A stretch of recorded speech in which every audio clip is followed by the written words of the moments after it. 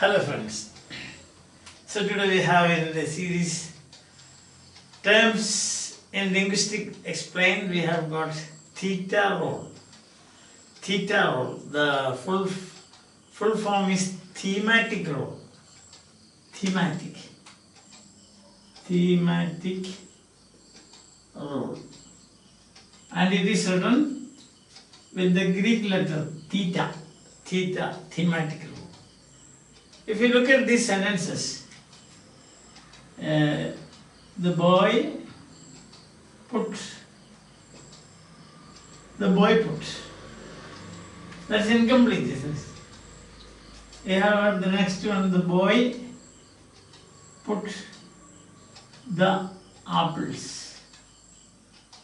Still it is incomplete. Now you have got the boy put the apples in the basket. So now the sentence is complete. So that means the action of the verb to put, that putting action, to complete it, you need the help of three noun phrases. First one we saw, noun phrases or nouns in this case. The boy is one, the apples another, and the basket another. They are components or parts in the syntax, in the sentence. So points to note is, they are components in the syntax. That's one thing. It's like in the sentence. And secondly, you can see they play roles. Each one has a role. You can see the boy, that is the agent of the action. The apples,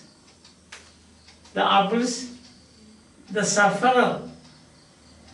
suffering, or you can say the patient of the action.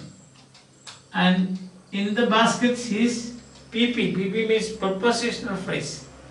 We have got the noun here, and that is the location. So to complete the action of the verb put, you need the help of three noun phrases, each one playing a role. So that each one playing to complete the meaning or complete the action. Complete the theme. Theme means the meaning of the verb. You need three noun phrases, and each one of them playing a particular role. First one we saw is an agent of the action, sufferer of the action or the patient, and the third is the location. Now these roles are called thematic roles. So the nouns, the thematic role means the roles played by the noun phrases to complete the action of a verb. In this case, the verb put requires the help of all the three noun phrases. So we can say that the thematic role of the boy is agent, one. Second is the sufferer or the patient, and the third is location. So this is what is meant by thematic role. Although you call agent, patient and location, they all have got a cover term, a single label. That is called argument. So we can say that to complete the meaning of the action of putting, the verb requires three arguments.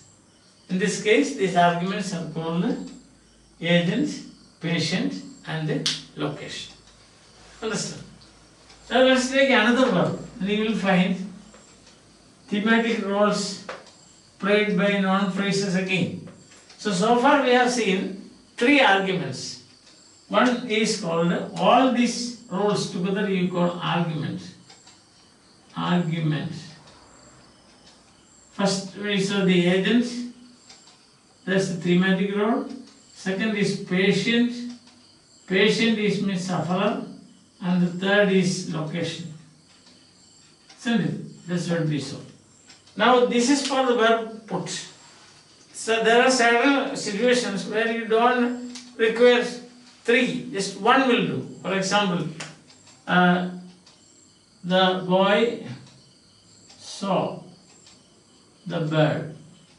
So the action is complete here. Here you need only an agent and a sufferer. For all the verbs, you don't require all the three. See that? And now you look at this. The boy gave a book. Okay, agent, sufferer, patient. The boy gave a book to his friend. Now, the action is complete. Here is complete, but still it remains incomplete, you feel. In this case, it is not complete. So what happens here? The thematic roles are agent here, and then you have got a sufferer or patient, and you have got another thematic role called recipient. Recipient. So that is the fourth thematic role, that it need not, see, all the thematic roles need not be, need not require. So we don't require all the thematic roles for all the verbs. Some verbs just one will, two will do. Some verbs three, some verbs four, like that. So you have got the agent, participant, location. Now we have got, what is the next one we have seen is the recipient role. Recipient. Recipient. Now you can see another thematic role is that we call not necessary, but it's okay in that way. That means, see, if you look at this sentence, the boy ate the apples. Okay. See that? The boy ate the apples. Here agent, suffer. The boy put the apples in the kitchen. You can see agent, the sufferer, and location. But the boy ate the apples in the kitchen. So in this case, in the kitchen is optional. You may or may not necessary. Such cases we say they are called adjunct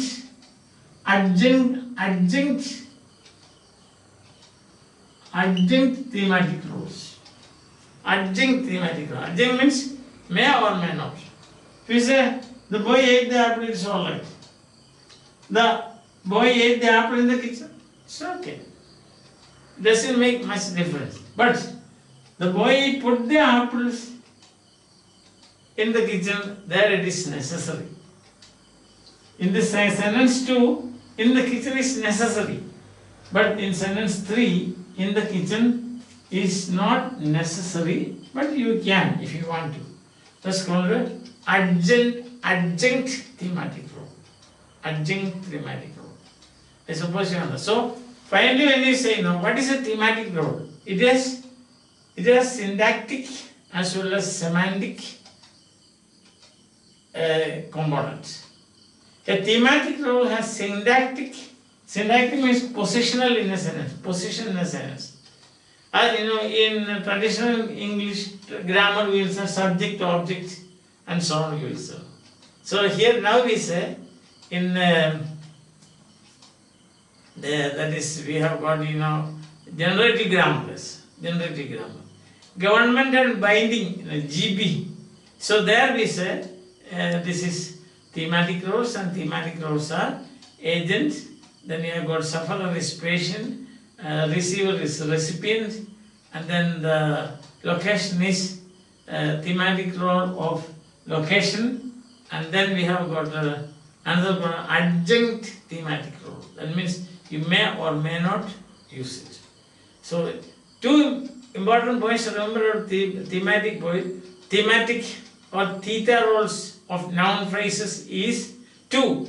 2 points you have to remember are, what are they? First, they have a position, a fixed position in the syntax, in the sentence. And second point to note that is that they have got meaning. So semantic and syntactic role together make what we call the thematic role of a noun phrase. So I hope you understand that. Or in simple English, if we say in good old traditional grammar with the subject, object, and then you say location and say indirect object. The recipient is indirect object. The sufferer, patient is the direct object. That way also we can say, but it's in modern grammar, that is generative grammar, we always think about thematic roles of noun phrases, and this is more scientific, of course, no doubt about that. Now, another point to note is that these thematic roles or theta role, don't say always, you need not repeat thematic role, it is theta role. So theta roles, to understand the theta roles is very important for understanding the meaning and the structure of a sentence.